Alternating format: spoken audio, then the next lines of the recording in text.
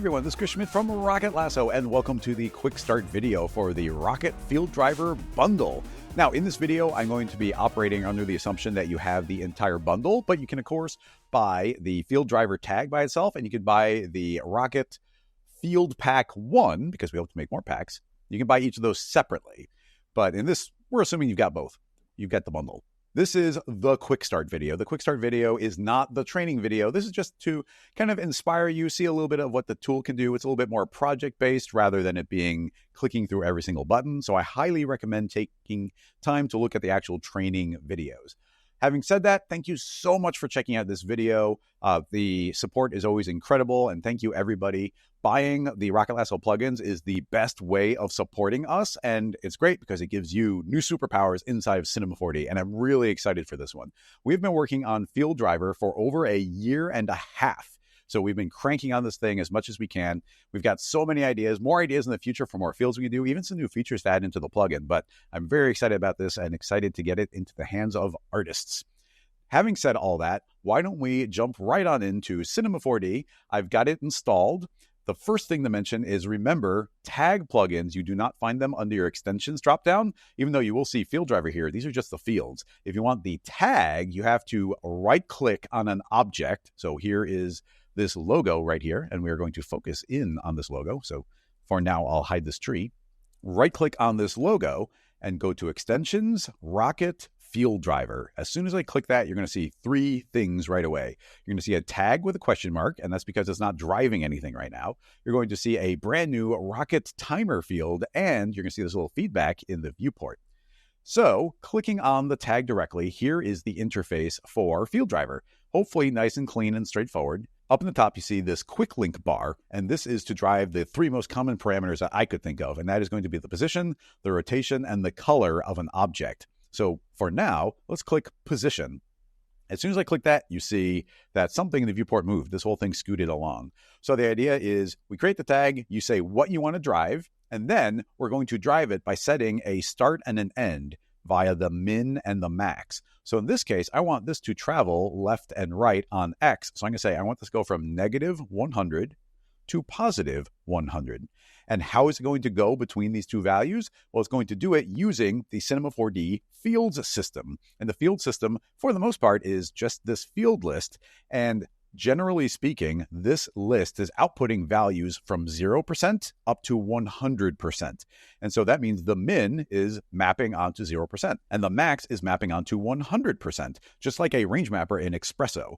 So that's a basic way of thinking about it. Now that I've actually linked this to something and we've got a timer, I should be able to just hit play, and now we can see our object is moving. You can see that we've got the X vector traveling up in our little feedback widget here, and you can see it's traveling again and again from 0 to 100%, which now means 100 to positive 100, because that's what I typed in. So we're just mapping the value onto our min and our max. That's the concept. Now, we can drive anything that we like here. That's the power of Field Driver. Right now, we are driving the X position, but instead, I can say I want to drive the Y position. So I can type in 200 on that, and now it's traveling straight up instead. How is it deciding how it's doing this motion, though?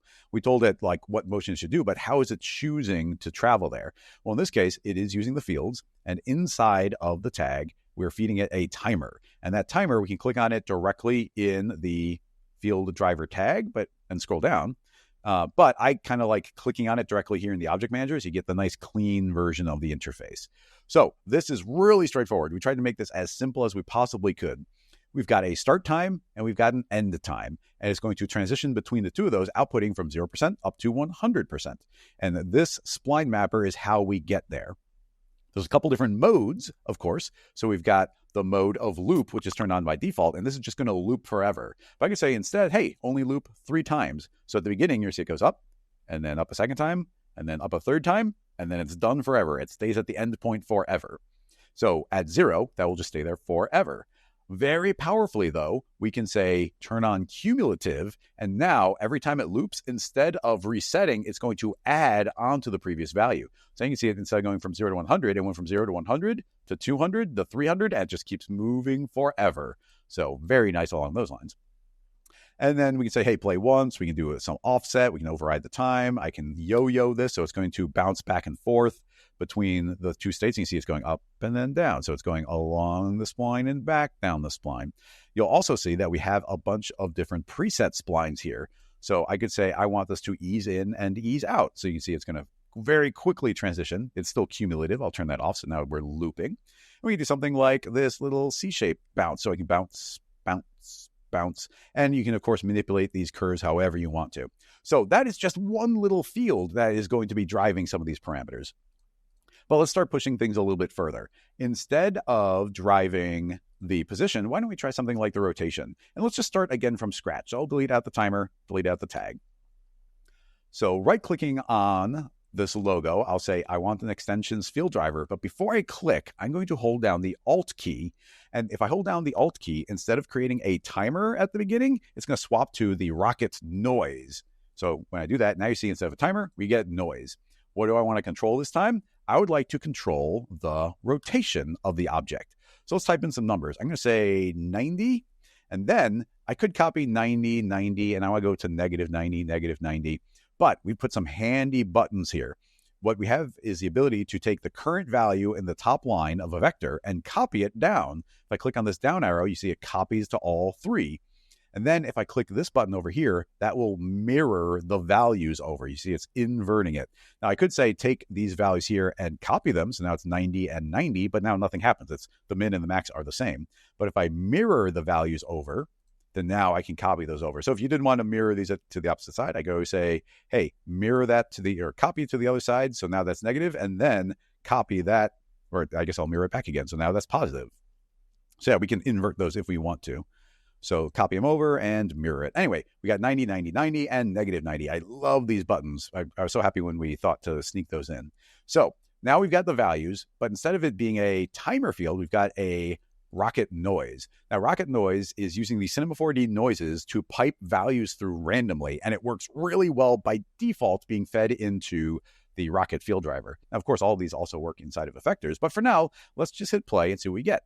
Okay, we've got a nice random rotation. We can see all three values from our vector traveling up and down nice and smoothly. Now we got a couple different settings here. We've got the noise type, which is just set to Perlin, and we got all the different amazing Cinema 4D noises to choose from. So we do like Naki, which is kind of like Perlin noise, but with a little extra jitter on top of it. We do something like Luca, which is like super crazy, like all over the place. But typically, 90% of the time, I'm using the Perlin noise, just smoothly transitioning around. Now, a lot of this functionality you could do with the Cinema 4D random effector, but this is specially designed to work perfectly out of the gate with the RKT Field Driver, and we got some extra settings that are really great. The main one I'll just jump right to is going to be our bias slider, because if you're familiar at all with Cinema 4D noises, opening up my material panel, I've actually got one of the old school materials. You can see here is a Cinema 4D noise. This is Perlin noise. And effectively what we're doing is we're traveling through that noise over time. And that is going to be, say, the Y value or the X value or the Z value. And we're just traveling through different parts of the noise to return those values. But looking at this noise, you can see that we're not getting up to the color black very often, and we're not getting the color white very often. It's all these middle grays.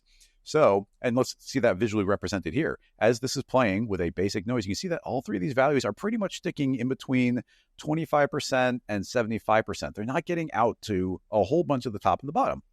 So my favorite slider inside of noise is bias. Bias is kind of like contrast, but it kind of eases in and eases out. So as I increase that, you can see that the slider is representing a lot more of that noise. So you can keep on pushing that further and further. So that can be pretty fun. Now we can push it really far. We can go crank this super high. So now they're almost always at the top or always at the bottom, each vector being calculated individually. So you can see that we're snapping to these very clean 90-degree increments. So that can be pretty powerful. But let's just increase that up to like, I don't know, 14%. So we kind of get the full range of motion, and this whole thing is spinning around. So very fun to be able to layer that, layer this noise directly into the field driver. But we can start doing more than that. So we've got this noise, but we're using the power of fields here. So that means we can layer multiple things on top of each other. So in this case, why don't we add a second noise on top of it? So I'll make a second noise, and let's rename this one to jitter. So we got RKT Noise Jitter, and you see it's already been added in. This time, I will say that I want it to have a decent amount of bias, and I want it to go crazy fast. So you see it's going nuts all over the place. Inside of the tag, just like, with normal fields, and if you're not familiar with fields, this is a great time to start learning it. Just like Photoshop, you have all these layers and you can blend them in all these different ways. So we could add them, we could subtract them, overlay them. But keeping it simple, I'll just say normal. So now this jitter, this fast one, is just completely overriding the one underneath it. But if we start pulling back on the opacity of it, I could say, hey, I just want to see about 10% of it. So now you can see we get the big movements, the big slow movements from the bottom one, nice and smooth. Why don't I even slow that one down so we can see even better? These nice slow movements. And as we start increasing the opacity of the jittery one, we get the big slow movements, but we also get the secondary jitter on top of it. So this is the power of fields to layer things on top of each other. Now, this is all in one layer right now. And keep in mind, we got so many different fields to play with. We've got all of the built-in cinema ones. We've got the new ones that Rocket Lasso made. And we've also got these modifier layers, including 3 new ones from Rocket Lasso that we'll be talking about through this video series. But what I'd like to create right now is a delay. So this is a modifier. It modifies values that come underneath. And on this, I'll say, right now it's on smooth mode. So it's actually taking the edge off of things. It's smoothing out the values over time. 0%, you see very jittery. But I'm going to say, no, start smoothing it out. And then you see it takes the edge off. Push it a little bit further, and we still get the jitter, but it's calmed down a lot. And if we keep on pushing it, the jitter is going to start getting all but erased away, just a little bit of extra shake on top of that. So very fun to start layering these on top of each other. But let's push this even further. I'm going to delete out that layer. And right now we've been using this jitter via just using this noise, but something that makes the field driver so powerful is we can add multiple tabs. So right now it's just a nice smooth noise, and it's got these large values here. But I can say, make a new tab, click this button, and now you see I've actually got a new tab called Driver 2. I can rename the tab by saying, let's call it Jitter, just for fun. And what is this going to do? Well, we can give it a brand new min and a brand new max. So let's say it's going to be 5 degrees because it's not going to rotate too much. And I can copy the value down, mirror it to the other side. And what do I want to drive this? I want to drive it with the jitter.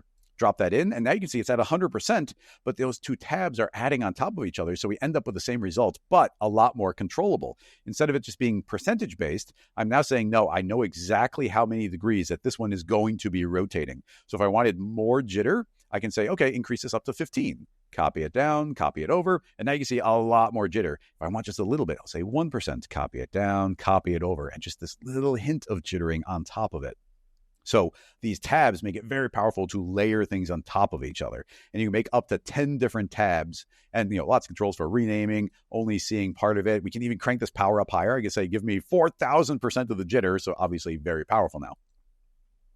We can turn individual layers on or off. And of course, every tab here has a field list, and the field list is completely independent. So we can feed in as many different layers as we want to. So we could have a timer with a noise combined with a delay, and then put a stop motion on top of it. Like, there's so many different crazy combinations. So let's go and simplify again. I'm going to delete this tab. We're back to just this normal drifting around. But here's something else that makes the field driver so powerful is our ability to drive multiple parameters from the same object. So right now we're only driving the rotation. But if I were to click on the object, I can go to any parameter. But in this case, I'm going to grab my position. Let's zero out the Y. I'll grab the position and hold down Shift as I drag the letter P onto our tag. And as long as I hold down Shift, instead of overriding the rotation, it will add to it.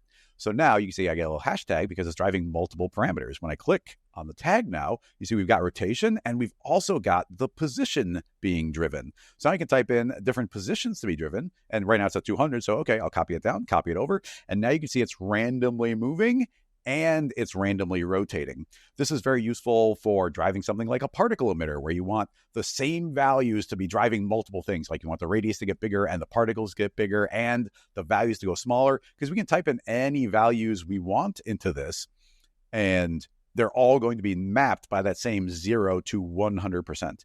Now, always remember, it's not actually clamped at 0 to 100%. Those are just like the default values. This little widget that we have is showing that 0 to 100%.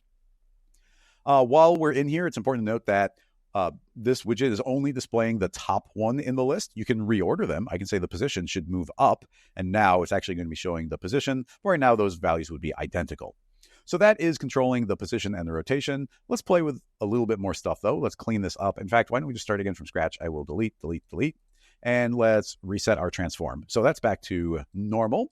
And this time, why don't we drive something like the rotation? I'll say I would like to drive a field driver, and I want a timer, so I won't hold down Alt. There's a timer. What do I want to drive? Well, I think I want to rotate on B so I can start spinning that around. So let's grab just the letter B and drop it on, and we can drop any keyframeable parameter onto a field driver tag, and you'll see the little icon changes as we move over it. And when I let go, instead of a question mark, it'll turn into the letter B, the first letter of any parameter. So you see that is spinning around. I'll tell this I want to spin 60 degrees because that is the 16th. It's going to be 1/6 of it spinning around. Inside of our timer, I'm going to say right now it is just looping, but I'll say cumulative, so they're going to add on top of each other, and I'll set that to be this ease in and ease out. So now you can see we're getting the snap, snap, snap, constantly rotating forward. You see our value goes up to 100, and then up to 200, and then it's just going to leave the scene. So with that in mind, let's remap this a little bit. I might make this a little bit sharper even. So you can see we get this really harsh snap, snap, snap. I dig the way that looks. But now let's modify it inside of the tag. Let's say after that snap happens, I would like to put in another delay. And this delay is a smoothing delay. And you see it really takes the edge off of that. It's smoothing it over time. Now we can put just a little bit of that. So now it takes the edge off. We still have our animation, just smooth it out a little bit. But this gets really fun if we switch it to spring. So now when we hit these hard edges, look at this springing animation that we get just layered up on top of it. And this will animate forever. We can just let that keep spinning and spinning and spinning. And we get that secondary motion for free. We didn't have to keyframe it. We didn't have to modify it. In here, we could have gone and drawn like a customized line and put some jiggle in our spline and whatnot, but we didn't have to do it. We fed it a clean spline, and now the field is enabling it to get that jiggle automatically. So that is amazing. I love that. Now, of course, we could keep on layering up more things. In this case, we could say, hey, I only want this to loop a couple of times. We'll have it loop 3 times. And then after it loops 3 times, it just stops. And then if we want to, we can make a new tab. In that new tab, what do we want? I'll make another timer. So yeah, brand new Rocket timer. And I'll say this one, this new timer is going to only play once, and it's going to start at frame 200. And at frame 200, it's going to go until frame 300. And what is that going to do in this new tab? Well, it's going to spin from 0 degrees to minus 360. So it's going to spin around one time. And how is it going to do it? Well, inside that timer, I will say it will ease in and ease out. So let's see what that looks like now. I will rewind. So we get 1 spring, 2 spring, 3 spring, and now it waits until frame 200. And then over this time, it's going to rewind 360 degrees.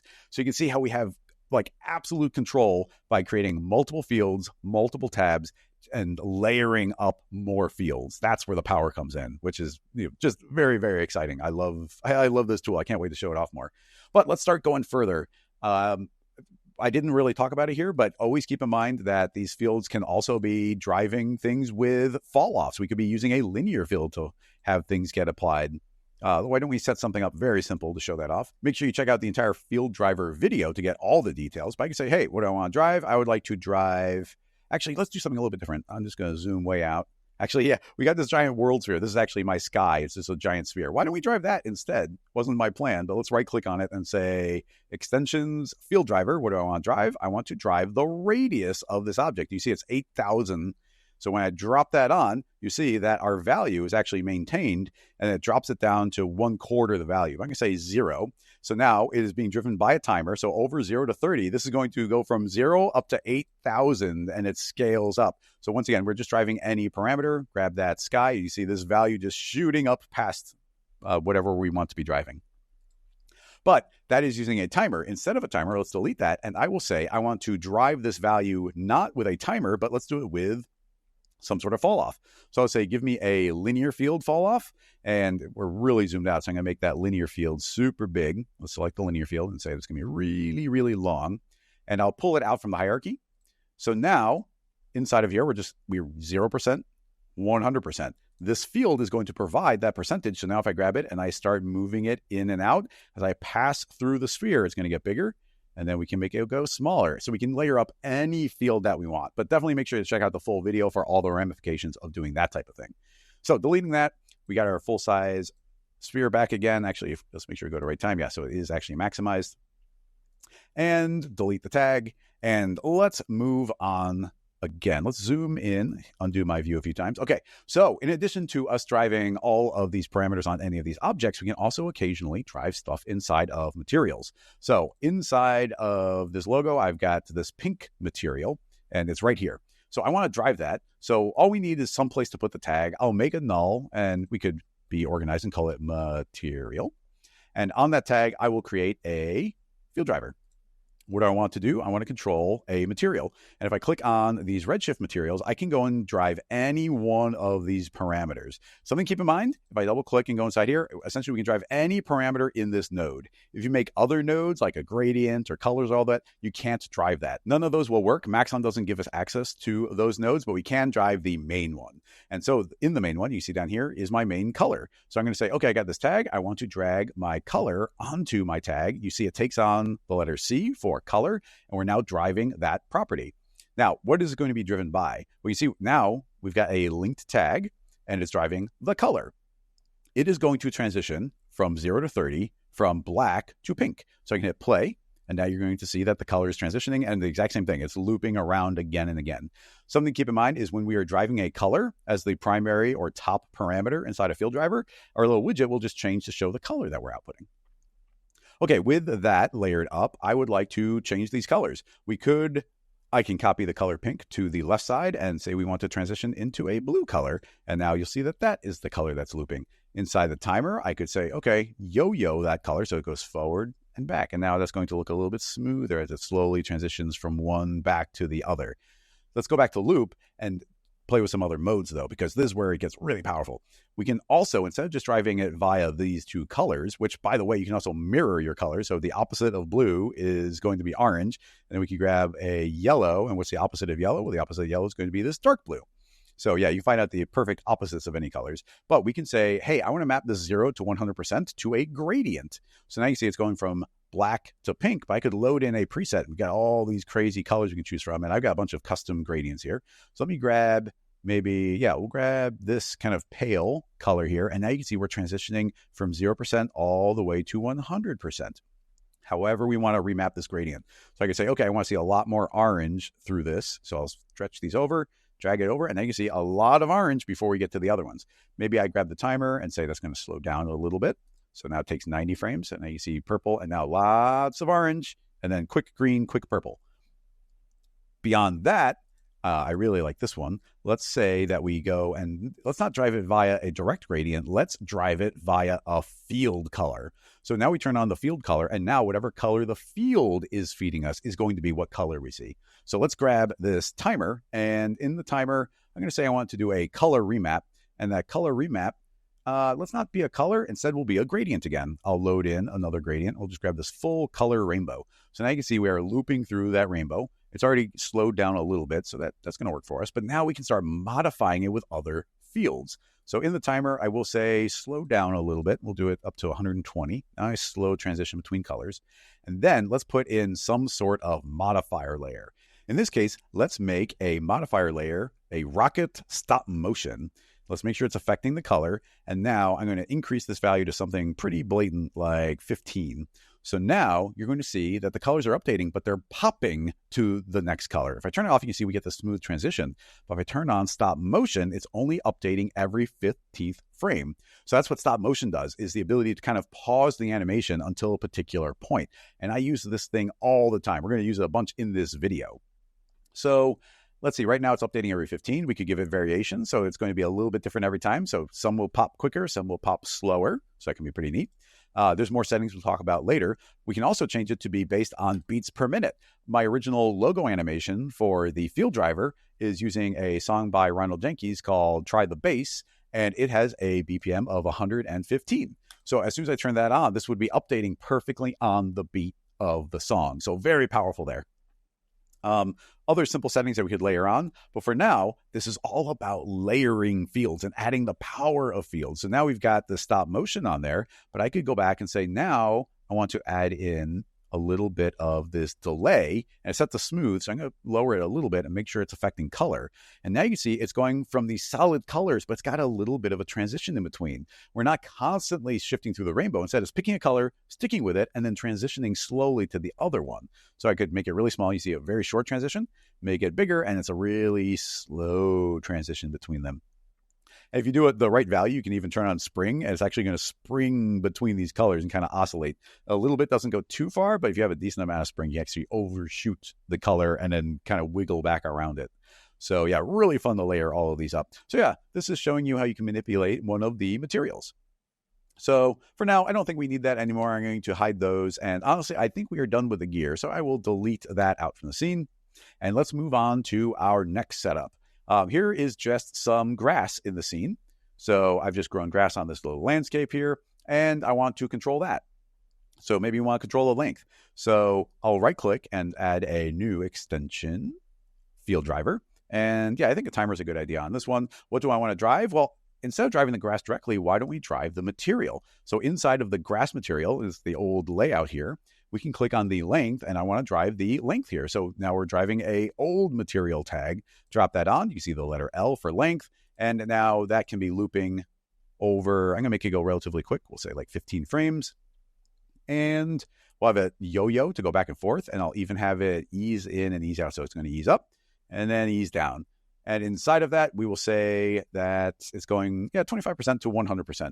You see the tag is linked again. And now when I hit play, it's a certain length and it gets longer and then it gets shorter and then it gets longer and then it gets shorter. I don't think that material allows us to go beyond 100. Let's see if we disable the tag, can I go above 100? No, you can't, unfortunately. Actually, I just kind of snuck past something that's super duper useful, and that is the ability to hold down shift on your keyboard. And if you double click on the field driver tag, it will disable it or re-enable it. So that's holding down shift on it.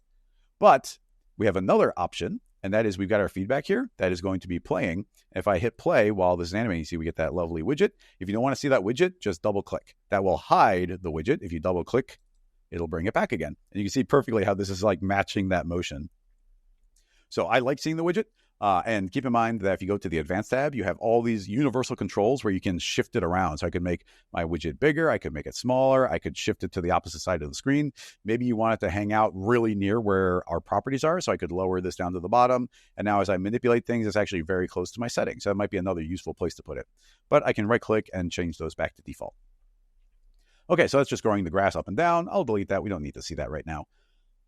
So let's move on to the next setup, and that is my old mograph tree. I actually designed this way back when we released our first plugin called Recall. Now I've added to it a little bit. You see we've got this color vertex map, and I've got this sketchy outline on there, which is pretty cool. And that sketchy outline is working right here in the viewport. Even if I click and like rotate my camera around, it's constantly outlining it. And that's thanks to another one of our plugins called, let's twirl down tree. And that is all thanks to the mesh to spline set to outline mode. It's outlining the mesh. And there's also one here on the landscape as well. So that's just making this look nice and cartoony in the viewport. Now, this tree is rigged up using joints. Let me show you the entire thing. You got all these joints rigging up this tree. So built that all manually back in the day. And you can see that we've got gravity. It's letting that kind of just flop down because of the joint setup. But what I'd like to do is let this thing start wiggling around. So let's right click on this joint and add on a field driver, but I will hold down Alt so I make a noise instead of a timer. So let's grab that noise, jump it up a level just so I can see it without it being buried. And what do I want to drive? Well, I want to drive the rotation. So when you click on rotation, that's the shortcut. You can also manually grab this and drag your rotation directly on. Exact same thing. So now you can see it's set to R for rotate. And what do I want to do? Well, I want this to be tilting around. I don't want it spinning too much on H because that's actually going to twist it around. So I'm going to say only 11 there, and we'll drop it to 22, 22. Might be too much, but let's mirror those to the other side. And we're not seeing any motion right now, and that's because our tag has the same order of operations other things do. So it's calculating at expression 0. So if we move the field driver tag to the right side to calculate after, it's going to override it essentially. And now if we hit play, it's actually going to be wiggling around. So grabbing the noise, what do we want to do? Well, I want it to be way faster for one. Let's increase the speed there. And now you're going to see the tree is going to catch up and it's wiggling around all over the place. So that looks pretty cool right out of the gate. Super dig that. And now we'll start layering up some extra controls in the fields. Inside of the main field list here, why don't we add in another stop motion? And I'm going to say, okay, stop motion. Let's not worry about color. Those aren't doing anything with color right now. Let's say that you're going to update every 15th frame. So now you see it's going to jump, jump, jump, jump. We get all that lovely secondary motion from all of those branches, but the trunk is just snap, snap, snap, snap to these new positions. We can slow that down a little bit, say every 25 frames. So now it's going to jump, jump, jump purely randomly. Keep in mind, if we turn that off, those are all positions that we're meeting. We're just randomly updating every once in a while here. So with that snapping, why don't we go and put a little transition between it? So again, let's put that delay. This is one of my favorite techniques. I'm going to do it over and over again, is doing some stop motion and then adding on a little bit of delay so that you get kind of a smooth transition between there. It's going from one direction to another kind of in a linear way. It's like a linear random, which is something I've always wanted. So pop, pop, pop to these new locations. Now, we also turned this on to spring, and now you'll see it actually overshoot and get some jiggle going. And actually, I think I really like that. Let's see how far we can push the springiness until... Actually, no, I like that. That's not too far. So yeah, it's springing around all over the place, and I really like the way that looks. Now, we could also go and turn on this turbulence. So just some turbulence blowing those leaves around, and now this tree is wiggling. But what I think I'd like to do is show another technique. I actually learned this from Mike the Monkey a long, long time ago. What I'd like to do is trace a bunch of these branches. And in order to do that, let's make a matrix object. So we'll make a cloner matrix. And the matrix, I'll just move this down here. What do I want to clone onto? I want to clone onto an object, and the object will be the tree mesh. So you can see we have all these little matrices hanging out. I'll make 100 of them. I don't want them everywhere. I only want them on these branches. And I've actually already made a selection tag right there. So now I'll just say, okay, matrix, limit to that selection tag. And now you see they're only up there. So now that we've got some matrices, I can clone onto those.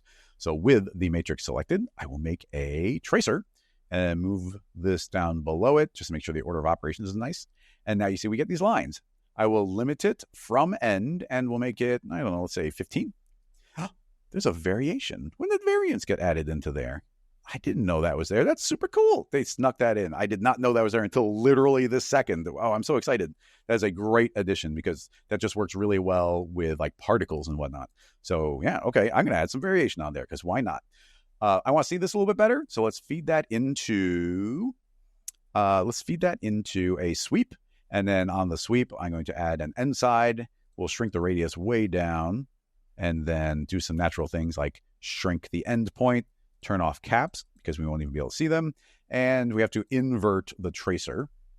So let's say reverse the sequence so that they're actually pointing out the way I want to. So now we got these lines. Let's even add on a color so it looks a little stylistically more like our cartoony look. So now we get these lines kind of tracing around. So that's a kind of fun technique. But what I learned from Mike the Monkey was you can make a tracer be animated and create some really cool effects. And we can do that again using Field Driver because I want to make it for infinity move off in a direction. So let's right click on the tracer, add a Field Driver. And what do I want to control? Well, we could just pick the particular parameter, or I could do the entire position, but I'm going to say just the Z. So I drop that on. You see my tag updates to Z, and now you see it starts drifting off in one direction. But we got to change a couple things. Inside of my timer, I'm going to say it is additive. It's cumulative, constantly moving in a direction. And I'm going to say that it's going to be moving in a negative direction. So I'm going to say negative 999. So now let that refresh. And now you see with these lines drifting constantly in space, just moving back, representing the motion from the tree, but also kind of moving further back in time. I just love that combination of things. It looks really cool. And now we've got this infinite value. If I click on the tracer, you can see that this value is just going to get bigger and bigger and bigger, and it'll never stop no matter what. And that is as simple as creating the timer and then turning on inside of it the cumulative mode. So super duper dig that. Let's see. What do we want to do now? I mean, we can change the directions of that. I could say instead of traveling up, let's grab the Y position and drop that on there. And now you see it's going upward instead. Let's make sure that's set to, well, actually, I kind of like it a little bit slower there. We can make it go negative -333. And now you see it's drifting downward. So once again, just infinity pushing them down. I wonder what that would look like if we put in a little bit of ease in and ease out. Yeah, it's going to drop, drop, drop, which is, a little bit weird, but still pretty cool. We can randomly move that. We can have it be randomly moving up and down, combine it with so many different things. Like the possibilities just really, really do get endless. So anyway, that's another cool technique on there, but let's keep on plowing forward. Oop, don't want to delete the tree, but let's delete that sweep. So moving forward, what would I like to control now? Well, I think let's bring the leaves in here. I don't want the tree rotating anymore, so we'll just delete out that motion from there, and that should snap back to normal, and there's just a little turbulence letting that drift around. So now I'm going to go inside of this leaf null, and I'm going to activate this cloner, and it's going to create a bunch of sphere clones here that are drifting around, and the tree is actually smacking them out of the way. They do have simulation on them. There's some dynamic tags that are just making it so they don't collide, and they are following the position, and there's a target effector on there, making them always look at the camera, and that's how I got those cartoony lines on there. It's just a disc shape on top of the sphere looking straight at us. So anyway, I would like to start controlling the color of these. So with the cloner selected, I will hold down Control as I make a brand new effector, a plane effector, just to make it appear in the correct spot. Rename that to plane.c, just so I know it's driving the color.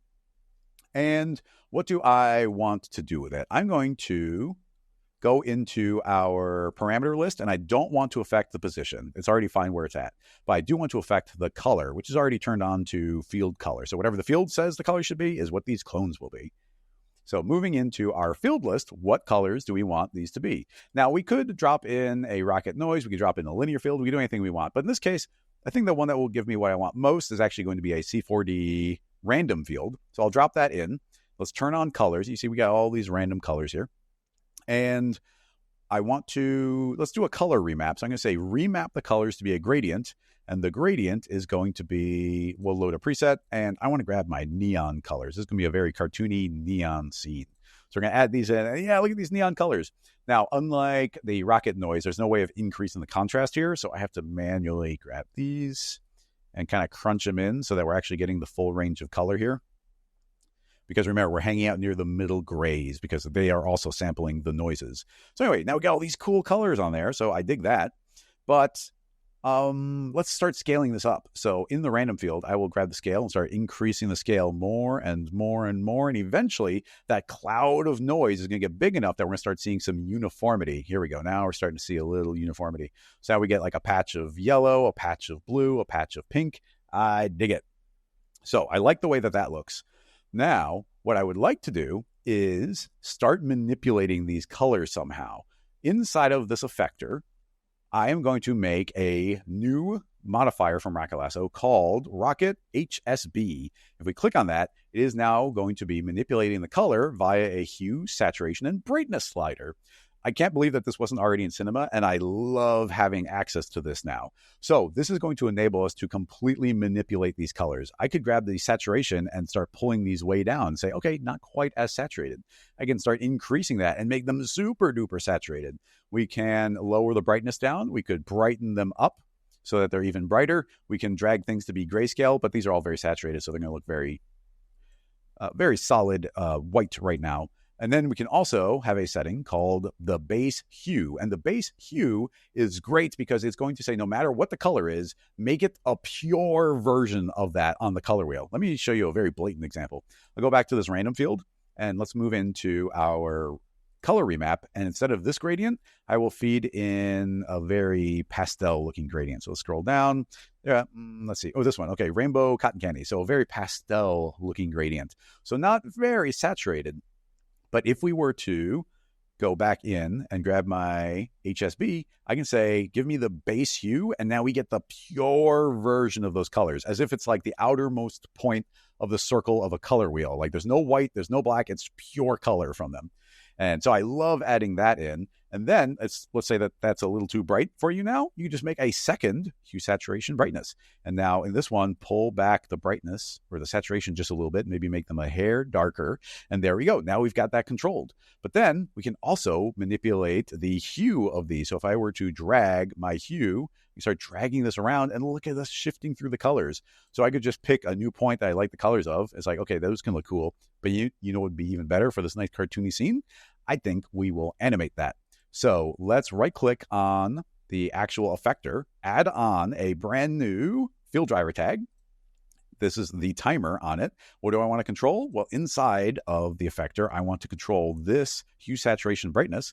So let's grab its hue parameter and drop it on the tag. We are now driving a field with Field Driver. So you can see this is now constantly looping around, shifting those colors. Inside of the timer, let's change a couple things. I will say that's going to take 90 frames to do it, and we'll set that to cumulative, so it's constantly just kind of going around the circle. You'll see right here in our feedback, it's slowly transitioning up, but it'll just continue straight on through forever. And now we see the colors of the leaves on the tree constantly shifting forever. So, so cool. There's so many ways of layering this stuff up. Very, very powerful to use fields. Might as well push that a little bit further. This is currently updating these colors, but I could still add in another stop motion. With stop motion, I'll say, yes, affect the color. And the color is going to update, let's say, every 12 frames. So now you can see that these are just going to go pop, pop, pop, pop to a new color. So what I really like doing is this type of thing, but let's add in a little bit of indexed random offset. So yeah, they all kind of are going to pop together, but we can start adding in a little variation. So if I do a variation of 5, you see that they'll all pop in, but they're popping in a little bit offset from each other. Let's push that a little bit further. I don't want to go too far because I want to kind of see the uniformity. But yeah, now they all pop, and they will all complete before any one of them pops again. But you can see how each one is individually updating. So just a little variation on there. And let's increase this to 15. So now all of them update, but a little offset from each other. Based on that, let's layer up another delay. And this time, again, we'll do a little bit of smoothing. So now they're popping between colors, but there's a little bit of a transition between them. So just, nope, not until we turn on color. Always make sure you turn on the correct color. So it's actually calculating that. So now you can see that it's doing this pop, but fading between them. So it's not quite as harsh as it was, but you can definitely feel that stop motion in there. So again, just layering these things, that's where the power comes in. So yeah, I super duper love the way that that looks. So now I'm thinking, I think we're mostly done with this tree bit. So let's move on to maybe this crystal setup. Now, there may end up being a dedicated tutorial to something like this in the future, but I'm going to actually just activate this matrix. And you see I've got a bunch of matrices cloned onto the landscape. And I'm going to clone a bunch of geometry onto those. So you can see now that there's a bunch of these kind of half spheres cloned onto them. The reason I did that is so I could feed them into this connect object and treat them like just a piece of geometry. Because now, as a piece of geometry, I can clone directly onto those. So I'm now going to clone a whole bunch of these crystal shapes. So I'm going to clone those, and I will just activate this effector so we can actually see them. So as soon as I do that, you see I've got, via that setup, a bunch of clusters of crystals. And that's what I wanted here, clusters of crystals. And two important things to see. Right now, it's being driven by a giant scale field. Essentially, all of these crystals are super duper tiny, very, very small. But the scale field is scaling them up to be like 250 times their original size. So that's why we can now see them. So inside the fields, I've got a solid just saying, yes, full power. But then I'm feeding in that original matrix, and based on the radius of that matrix, you can see I can manipulate this radius. I am falling off from them. So the crystals in the center of those circles are going to be longer, and the ones on the outside are going to be shorter. So it's a nice way of getting a nice looking cluster of crystals. So I super dig the way that looks. But I want these to grow on some sort of interesting way. So let's set that up. Let's temporarily disable that and move back into our landscape object. If I hit NB, we can see the polygons.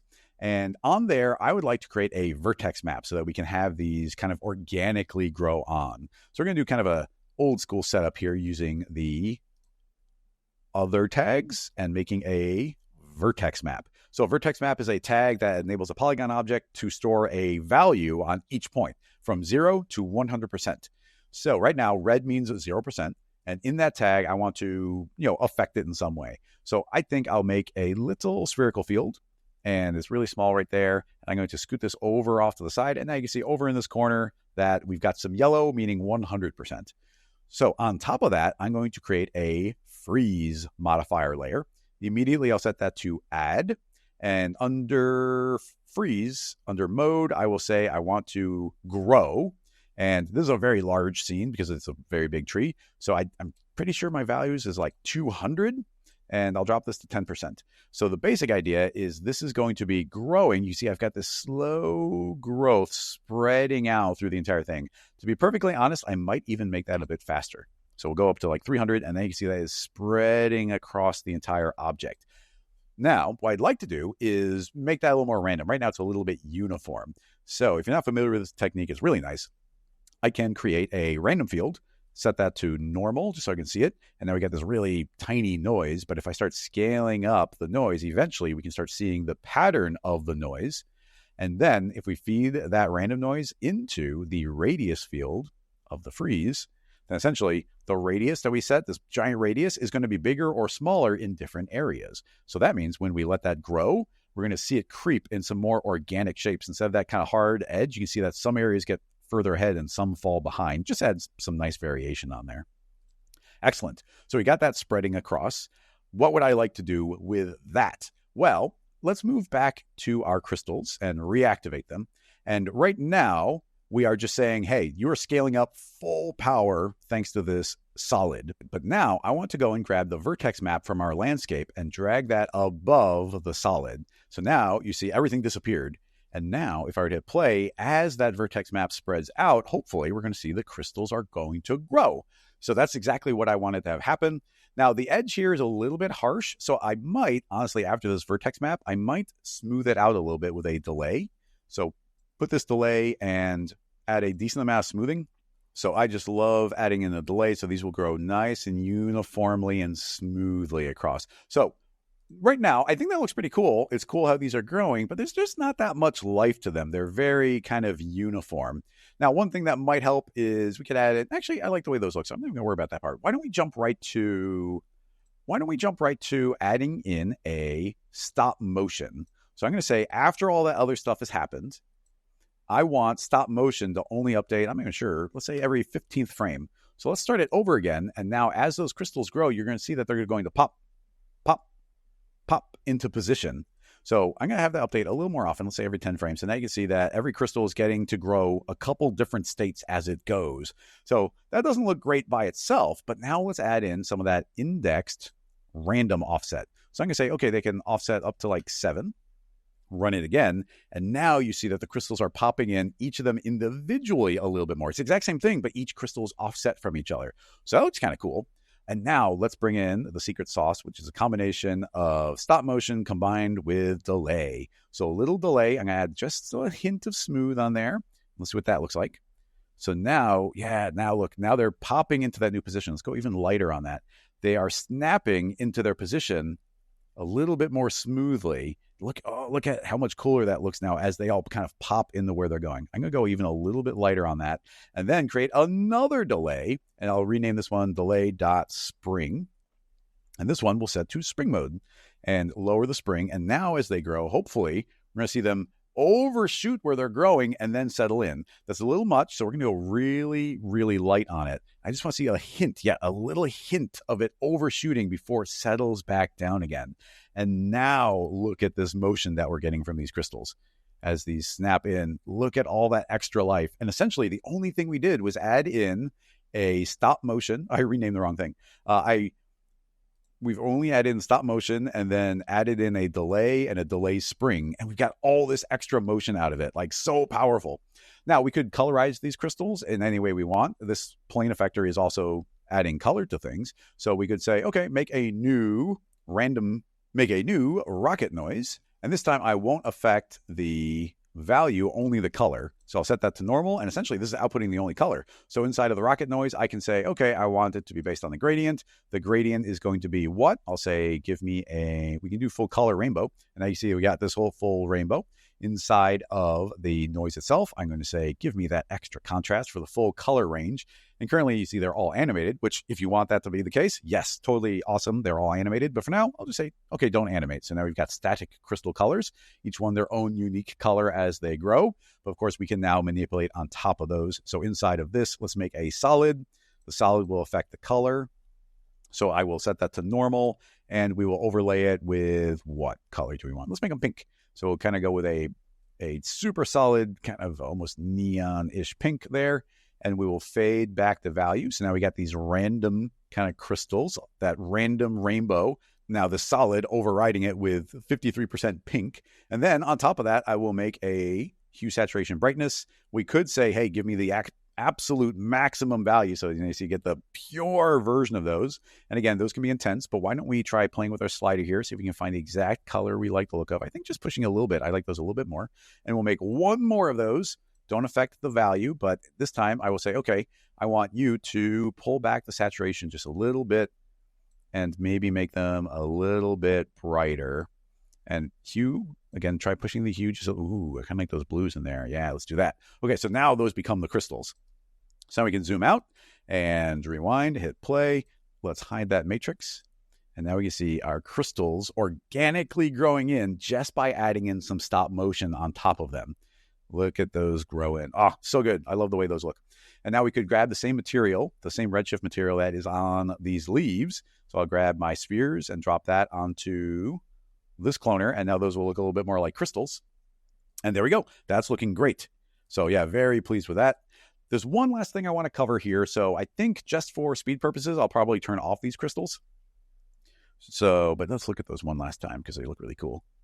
Yeah, oh, I super dig it. But let's do a little bit of camera animation here. So let's turn off our matrix object, and it should turn off all the rest of them. And honestly, I might turn off this extra outline on the ground just to get a couple extra frames here. Okay, so down at the bottom, I've got a redshift camera. I will link to that camera, and we're just going to set up a little animation here. I'm going to start really zoomed out. And we're going to need to keyframe this a few times. I'm going to say, okay, keyframe the position and the rotation at this time. So we hit play, let it animate for a little while.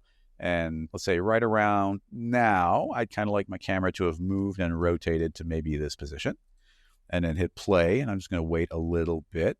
And then around maybe this time, I'm going to say, okay, but now I've gotten a little bit lower to the ground. We're hanging out around there. Keyframe again, hit play, let it play through. And now I'll let that have settled in just a bit. Maybe we'll rotate up a little bit higher. Let it play through the last little section of frames for us. And then right around here, we will have zoomed in pretty far on the tree. Actually, let's zoom up to some branches. Get kind of a nice framing. Probably look a little bit different when we get there, but right now we're right around 400 frames. So I'll just say, okay, stop around 400. So rewind, hit play, and now you see we've got this animated camera. Hopefully it's relatively smooth. These will always follow our angle. The tree will always be outlined. Our colors are going to pop thanks to stop motion on top of it. And we just have a nice, simple kind of gliding camera move. So, okay, that's totally working for me. I like the way that looks. Actually, it turned out better than I was expecting considering how random it is. So there we go. Now, let's delink from our camera because what I would like to do, let's actually show it. We've got this camera hanging out right there, and you can see that's the path it's traveling. I want to add some variation on there. I want to add like some shake and some jitter. So we can do that with Field Driver as well. Let's right-click on it and add on a brand new RKT Field Driver. Hold down Alt so you make the noise instead. And with this noise, what do we want to control? Well, I would like to control the position to start out with. So inside of the tag, how much do I want it to wiggle? I'm going to say like 55, copy it down, mirror it to the other side. Super, I love these buttons so much. Okay, so now that's going to be manipulating the position. So now let's move into the noise, and I already know for a fact I'm going to want to increase my contrast. So if we hit play right now, what are we going to get? Well, okay, where did our camera go? Where did the track of it go? It's like the track's still there, but the camera is now down here at 0. Why is that happening? Well, it's happening because our tag is overriding the position. If we click on the camera, yes, they're keyframed, but look, all these values are really small because the camera's just hanging out down here.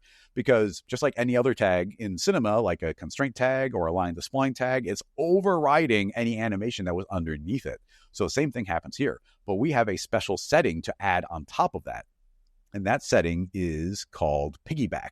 Selecting my field driver tag, we go to advanced. And by the way, make sure you check out the videos because we got settings about changing like your default field and about these outputs, and especially about baking out your keyframes, which is very, very important. And these, access a bunch of things we're not talking about, but that's why we're in a quick start. But anyway, I'm going to turn on piggyback. And as soon as I do that, suddenly our camera is back to animating, but you see it's actually wiggling its way off of its original path.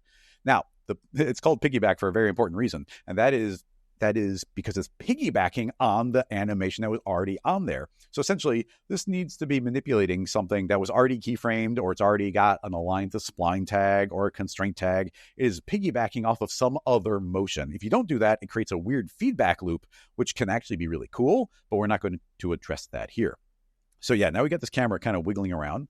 I'd like to make that a little bit speedier, I think. So let's crank up the speed quite a bit. So now you can see we get this jittery camera kind of wiggling around a little bit quicker. And why don't we manipulate the rotation as well? So let's go into the camera, and I'll say that I want the rotation to also be driven. So I hold down Shift as I add it on, and now rotation's on there as well. It's a little powerful. So let's go back into the field driver and say, yes, let's not do this much. Let's do like 5 degrees, and then copy that down and mirror it to the other side. So way calmer. So now let's link to our camera, and I imagine it's going to be relatively crazy. So now you can see that we've got our original camera path, but we've got all this shakiness on top of it. So we're definitely in some sort of like crashing helicopter or something right now.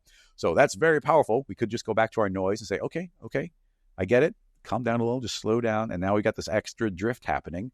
But alternatively, we could crank up the speed again and have it be really, really fast. So now we got, all this crazy motion going, and just decrease the values. Maybe we'll just have it not affect this as much. We'll say like 22, copy down, copy over. And we can say it's only rotating like 1 degree, copy down, copy over. So now I was able to calm everything down. You just get a little bit of extra shake on there. But you still see we hit those hard moments. So if you can't quite get it looking the way you want it to, of course, it's fields. You can layer things on top of each other. So inside of the tag, why don't we, in the field list, add in a delay? So inside of the delay, yes, affect the values. And you can already see it's taking the edge off of everything. Everything's getting smoothed out quite a bit. Now we could do just a little bit of smooth, so we still get the motion, but the hard edges are taken off, or you do a lot of smooth, and now it is still moving. You still feel that extra like imperfection on the line, but it's just calmed it way down. We have complete control over that. Now, of course, you can layer up things. So now we've got that calmed way down, and I do like that, but let's move into a new tab. In the new tab, I'm going to say I want to move just by 2, so copy and mirror, and I want to rotate just by, I don't know, like 0.2, and copy and mirror. So now what do we want to drive this with? I want to drive it with another noise. And this noise is going to be, let's just call that the jitter noise. So we say jitter. And again, I want this one to be crazy fast, like tons and tons of little micro jitters happening there. We'll give it a little extra contrast. And now you can feel that extra jitter on top of it, just to give it that extra imperfection. Now, with it being an additional tab, it's really easy to like pull back on the strength and just be like, just give me that little extra something on there. So yeah, love the way that those all add on top of each other. We got our value shaking around. So now that is layered up on top of the camera. Let's rewind. I'm going to bring those crystals back. Just why not? It's going to slow us down a little bit, but let's rewind all the way. And now we get our crystals growing, our camera is zooming around, and then we've got our lovely mograph tree. There's so many things that we can layer and layer and layer here.